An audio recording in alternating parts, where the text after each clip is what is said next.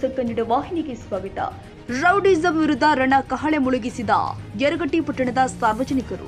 S ವೀಕ್ಷಕರೇ, ಯರಗಟ್ಟಿ ಪಟ್ಟಣದಲ್ಲಿ rowdyism ಗೂಂಡಾಗಿರಿ ಪುಡಿ ರೌಡಿಗಳ ಅಟ್ಟಹಾಸ ತಡೆಯಬೇಕು ಅಂತ ಆಗ್ರಹಿಸಿ ಇಂದು ಯರಗಟ್ಟಿ ಪಟ್ಟಣವನ್ನ ಬಂದ್ ಕರೆ ಕೊಡಲಾಗಿತ್ತು. ಇಂದು ಯರಗಟ್ಟಿ ಪಟ್ಟಣದ ಎಲ್ಲ ಅಂಗಡಿ ವ್ಯಾಪಾರಸ್ಥರು ತಮ್ಮ ಅಂಗಡಿ ಮುಂಗಟ್ಟುಗಳನ್ನ ಬಂದ್ ಮಾಡಿ ಪ್ರತಿಭಟನೆಯಲ್ಲಿ ಭಾಗಿಯಾಗಿದ್ರು ಮತ್ತು ಸಾವಿರಾರು ಸಾರ್ವಜನಿಕರು ಭಾಗವಹಿಸಿ ಪ್ರತಿಭಟನೆ ಯಶಸ್ವಿ ಮಾಡಿದ್ರು. ಈ ವೇಳೆ ಪ್ರತಿಭಟನೆ ಉದ್ದೇಶಿಸಿ ಮಾತನಾಡಿದ ಶಾಸಕ ವಿಶ್ವಾಸ್ ವೈದ್ಯ, ಅತಿ ಶೀಘ್ರದಲ್ಲಿ ಯರಗಟ್ಟಿ ಪಟ್ಟಣಕ್ಕೆ ಪಿಐ ಸ್ಟೇಷನ್ ಮಂಜೂರು ಮಾಡ್ತಾ ಇದ್ದು, ಈಗ ಅವಶ್ಯಕವಾಗಿ ಸಿಬ್ಬಂದಿಗಳನ್ನ ಹೆಚ್ಚಿಗೆ ನೀಡಲಾಗುತ್ತೆ ಎಂದಿದ್ದಾರೆ.